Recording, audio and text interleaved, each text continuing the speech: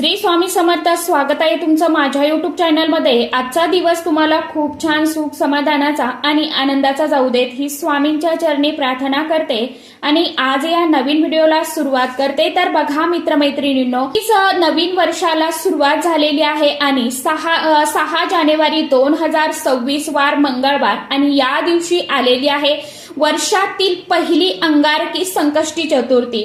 मराठी वर्षाचा पौष महिना सुरू आहे आणि मंगळवार 6 जानेवारीला संकष्टी चतुर्थी आलेली आहे. पौष महिन्यातील संकष्टी चतुर्थीला अंगारक योग जो आहे तर तो जुळून आलेला आहे. प्रत्येक मराठी महिन्याच्या वद्य चतुर्थीला उपासना करून भगवान श्री गणेशांची सेवा उपासना आराधना करण्याची परंपरा अधिक काळापासून सुरू आहे आणि गणपती व्रतामध्ये संकष्टी चतुर्थीचं व्रत हे सर्वोच्च आणि सर्वश्रेष्ठ मानले जाते. हे व्रत केल्याने विघ्नहर्ता गणपती बाप्पा खूप लवकर आपल्यावरती प्रसन्न होतात आणि आपल्याला शुभ फळ जे आहे तर ते प्रदान करत असतात. अंगारकी चतुर्थीचा योग हा वारंवार येत नाही, तो वर्षातून 2 वेळेसच हा अंगारकी चतुर्थीचा योग जो आहे तर तो येत असतो. जेव्हा चतुर्थी तिथी ही मंगळवारी येते त्यावेळी अंगारक योग हा निर्माण होतो आणि अंगारक म्हणजे मंगळ ग्रह जो निखाऱ्यासारखा लाल भडक दिसतो. त्याने भारद्वाज ऋषींकडून गणेश मंत्र घेतला आणि गणरायाची प्रार्थना केली होती. त्यांच्या उपासक गणपती बाप्पांनी त्याला आशीर्वाद दिला होता की माझ्या जन्माची तिथी चतुर्थी तिथी होती म्हणून मंगळवारी येणारी चतुर्थी तुझ्या नावाने अर्थातच अंगारकी चतुर्थी म्हणून ओळखली जाईल असा उल्लेख हा गणेश पुराणामध्ये सांगितला गेला आहे. आणि म्हणूनच जर आपण अंगारकी चतुर्थीला व्रत केलं तर आपल्याला वर्षभरातील सर्व चतुर्थी तिथीचं शुभ फळ जे आहे तर ते मिळत असतं आणि म्हणून या दिवशी अगदी लहान मुलांपासून ते मोठ्यांपर्यंत सर्वजण या चतुर्थीचं व्रत उपवास जो आहे तर तो करत असतात. तसेच ज्यांना प्रत्येक महिन्यामध्ये संकष्टी चतुर्थीचं व्रत सुरू करायचं आहे तर त्यांनी या अंगारकी चतुर्थीपासून हे व्रत जे आहे तर ते सुरू करू शकता. कारण चतुर्थी ही अशी कोणत्याही महिन्यामध्ये आपण पकडू शकत नाही किंवा व्रत करू शकत नाही. ज्यावेळी अंगारक योग येतो म्हणजे मंगळवारी संकष्टी चतुर्थी येते त्यावेळीच आपण चतुर्थी व्रताला सुरुवात जी आहे तर ती करू शकतो. म्हणून ज्यांना चतुर्थीचं व्रत सुरू करायचं आहे त्यांनी 6 जानेवारी वार मंगळवार वारी तुम्ही हे व्रत सुरू करू शकता. या अंगारकी चतुर्थीचा प्रारंभ 6 जानेवारी 2026 ला सकाळी 8:01 होणार आहे आणि समाप्ती 7 जानेवारीला सकाळी 6:54 होणार आहे. म्हणूनच उदय तिथीनुसार ही अंगारकी चतुर्थी 6 जानेवारी मंगळवारी साजरी केली जाणार आहे. या दिवशी आपण व्रत करणार आहोत आणि हे व्रत आपल्याला चंद्रोदय झाल्यानंतर सोडायचं आहे. तर या दिवशी चंद्रोदय जो आहे तर तो 6 जानेवारीला 9:16 होणार आहे आणि या वेळेमध्ये आपल्याला चंद्राचं पूजन जे आहे तर ती करायचं आहे. गणपती बाप्पांची पूजा सेवा आरती करायची आहे आणि यानंतरच हे व्रत जे आहे तर ते सोडायचं आहे. तरच या व्रताचं फळ आपल्याला प्राप्त होत असतं आणि भगवान श्री गणेशांचा कृपा आशीर्वाद हा देखील तुम्हाला प्राप्त होत असतो. गणपती बाप्पा हे ज्ञानाचे विद्येचे देवता मानले जातात. सर्व देवी देवतांमध्ये अतिशय अत्यंत भगवान श्री गणेश हे हुशार देवता म्हणून ओळखले जातात, जे संकट विघ्नहर्ता देखील. आणि म्हणून या दिवशी खास करून मुलांसाठी काही प्रभावशाली सेवा आणि उपाय देखील केले जातात. तर आज या व्हिडिओमध्ये मी तुम्हाला असाच एक अतिशय अत्यंत प्रभावशाली असा उपाय सांगणार आहे. मंगळवारी अंगारकी चतुर्थीला प्रत्येक आईने आपल्या मुलांसाठी हिरव्या मुगाचा अतिशय अत्यंत खूप खास आणि प्रभावशाली उपाय जो आहे तर तो करायचा आहे. तर आपल्याला फक्त हिरवे मूग जे आहेत तर ते ओवाळून टाकायचे आहे. आता हिरव्या मुगाचा उपाय आपल्याला करायचा आहे. आता हा उपाय कशा पद्धतीने करायचा आहे, कोणत्या वेळेमध्ये करायचा आहे याविषयीची संपूर्ण माहिती आजच्या या नवीन व्हिडिओमध्ये मी तुमच्या बरोबर शेअर करणार आहे. त्यामुळे तुम्ही हा व्हिडिओ स्किप न करता शेवटपर्यंत नक्की बघा. चॅनलवरती तुम्ही जर हा व्हिडिओ पहिल्यांदा बघत असाल तर चॅनलला आवर्जून सबस्क्राईब करा आणि असेच नवनवीन माहितीपूर्ण व्हिडिओ बघण्यासाठी समोरील बेल आयकॉनलाही प्रेस करा. त्यामुळे काय होईल, जेव्हा कधी मी नवीन व्हिडिओ अपलोड करेल तर सर्वात अगोदर त्याचं नोटिफिकेशन तुम्हाला मिळेल आणि तुम्ही एकही व्हिडिओ मिस करणार नाही। तर बघा मित्रमैत्रिणींनो, ज्यामुळे मुलांच्या अभ्यासामध्ये, नोकरीमध्ये प्रगती होईल, मुलांच्या जीवनातील सर्व दुःख, संकटे, अडचणी, नजरबाधा आहेत तर त्या बाप्पांच्या कृपेने दूर होतील आणि मुलांची प्रत्येक इच्छा ही पूर्ण होईल। त्यामुळे आपल्याला हा जो उपाय आहे तर तो आवर्जून मंगळवारी अंगारकी संकष्टी चतुर्थीला करायचा आहे। मी तुम्हाला जो उपाय सांगणार आहे तर हा उपाय तुम्ही अगदी लहान मुलांपासून ते मोठ्यांपर्यंत सर्वांसाठी करायचा आहे। मुलं आणि मुलं या दोघांसाठी हा उपाय तुम्ही करू शकता, काही अडचण नाही। हा उपाय आपल्याला अंगारकी चतुर्थीला म्हणजेच मंगळवारी 6 जानेवारीला संध्याकाळी करायचा आहे। संध्याकाळी तुम्ही मुलांना झोपण्या अगोदर हा जो उपाय आहे तर तो करायचा आहे। आपल्या मुलांवरील सर्व संकटे दूर व्हावी, नजर दोष, नजरबाधा दूर व्हावी, तसेच मुलांच्या जीवनामध्ये येणाऱ्या अडचणी, समस्या, अडथळे हे नष्ट व्हावे, यासाठी आपल्याला हा उपाय करायचा आहे। तुमच्या मुलांना जर मनासारखे परीक्षेमध्ये मार्क्स मिळत नसतील किंवा मुले खूप किरकिर करतात, रागराग करतात, हट्टीपणा करत असेल, अभ्यासामध्ये त्यांची प्रगती होत नाही, मनासारखी नोकरी मिळत नाही किंवा तुमची मुलं ही वाईट व्यसनी लागली असेल, तुमच्या मुलांचं मन हे अभ्यासामध्ये लागत नसेल किंवा मुलं अभ्यास करत आहे परंतु त्यांच्या तो लक्षामध्ये केलेला अभ्यास जो आहे तर तो राहत नसेल, ज्यांना काही आठवत नसेल, मुलांचा जो आत्मविश्वास आहे तो कुठेतरी कमजोर, कमी असेल तर त्यांनी सर्वांनी हा उपाय जो आहे तर तो अंगारकी चतुर्थीला करायचा आहे। कारण अंगारकी चतुर्थीच्या दिवशी साक्षात भगवान श्री गणेश आपल्या भक्तांना आशीर्वाद देण्यासाठी पृथ्वी तलावरती भ्रमण करत असतात आणि या दिवशी पृथ्वीवरती जे गणेश तत्व असतं ना तर ते कितीतरी हजार पटीने कार्यशील असते आणि ज्योतिषशास्त्रानुसार या दिवशी आपण जी काही सेवा उपाय करतो तर त्याचं निश्चितच आपल्याला शीघ्र फळ जे आहे तर ते मिळत असतं।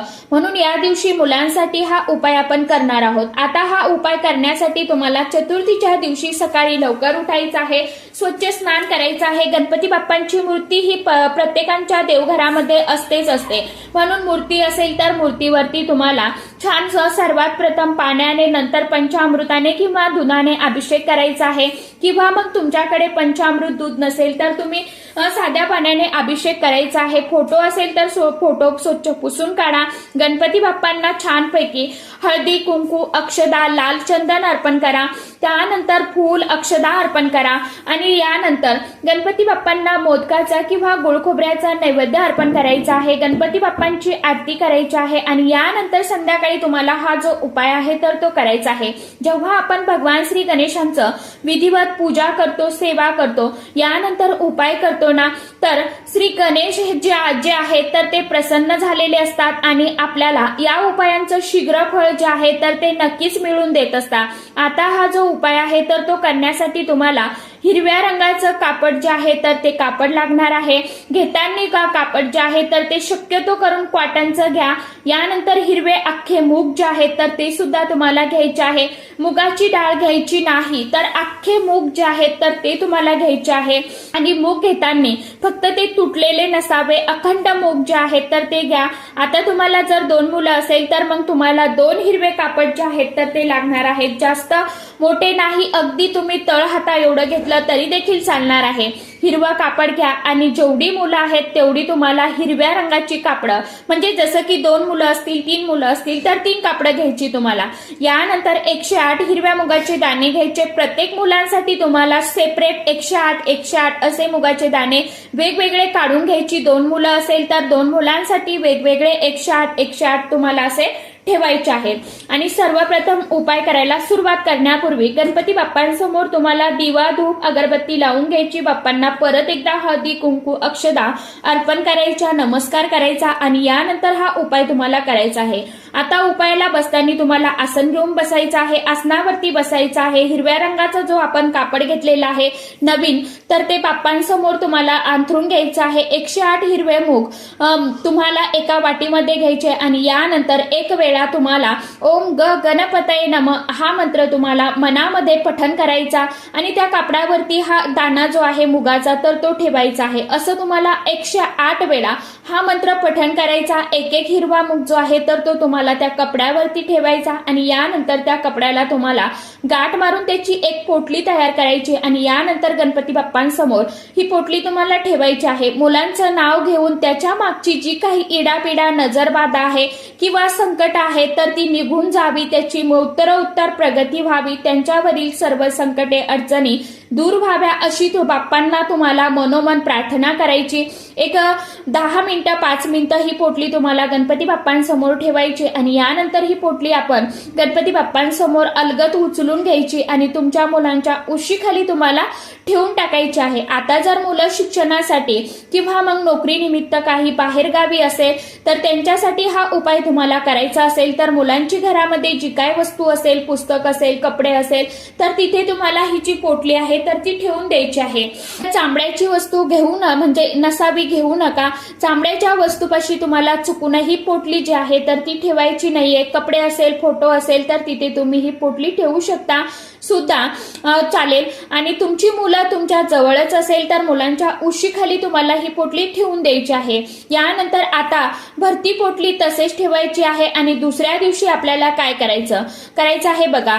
आता इथपर्यंत संपत नाहीये तर दुसऱ्या दिवशी तुम्हाला 7 जानेवारीला सकाळी लवकर उठायचं। उठल्यानंतर आपल्याला स्वच्छ स्नान करून घ्यायचं आणि यानंतर ही पोटली तुम्हाला मुलांच्या खालून उचलून घ्यायची आणि गणपती बाप्पांच्या मंदिरामध्ये जायचं आहे आणि तिथे जाऊन तुम्हाला गणपती बाप्पांना हळदी, कुंकू, अक्षदा अर्पण करायच्या, छानसा दिवा लावायचा, नमस्कार करायचा, गणपती बाप्पांना गुळ खोबऱ्याचा किंवा मोदकाचा नैवेद्य तुम्हाला घेऊन जायचा आहे सोबत आणि तिथे गेल्यावरती तुम्हाला ही जी पोटली आहे सोबत नेलेली तर ती बाप्पांच्या चरणाजवळ ठेवून तुम्हाला परत एकदा तुमची जी काय इच्छा आहे तर ती तुम्हाला व्यक्त करायची आहे, सांगायची आहे की माझ्या मुलाला हवी तसे मार्क्स मिळू दे, त्याची उत्तरोत्तर प्रगती होऊ दे, मुलांची जी काय इच्छा असेल तर ती पूर्ण होऊ द्या, अशी तुम्हाला मुलांच्या आयुष्यातील सर्व संकटे कमी होऊ द्या, मनासारखी नोकरी मिळू द्या, नोकरीमध्ये प्रमोशन होऊ द्या, अशी जी काय इच्छा असेल तर ती तुम्हाला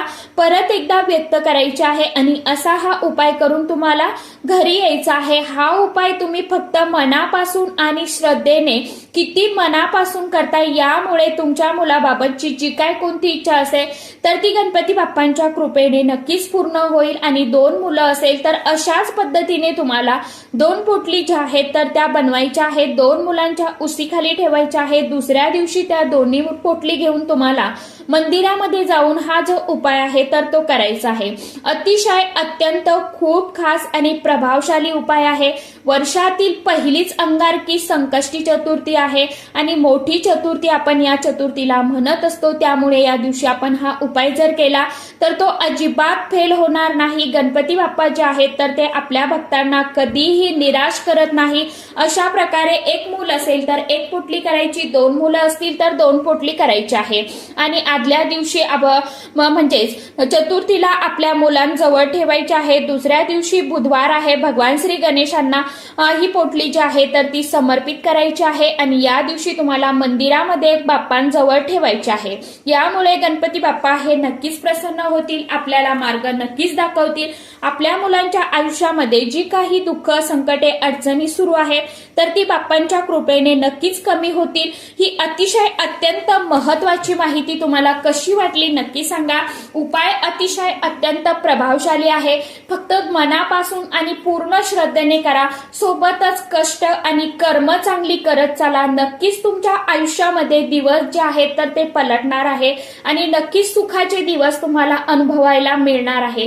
तुमच्या मनासारखे दिवस जे आहेत तर तुम्ही नक्कीच अनुभवाल। तर हे जे नवीन वर्ष आहे इंग्रजी 2026 तर ते तुमच्या सर्व परिवाराला भरभराटीचं, आनंदाचं आणि उत्तम आरोग्याचं जावं हेच गणपती बाप्पांच्या चरणी प्रार्थना करते आणि आजच्या व्हिडिओचा इथेच एंड करते। तर चला, आजच्या व्हिडिओमध्ये इतकीच माहिती होती, कशी वाटली नक्की सांगा। व्हिडिओ आवडला तर चॅनलला आवर्जून लाईक, शेअर, सबस्क्राईब जरूर करा।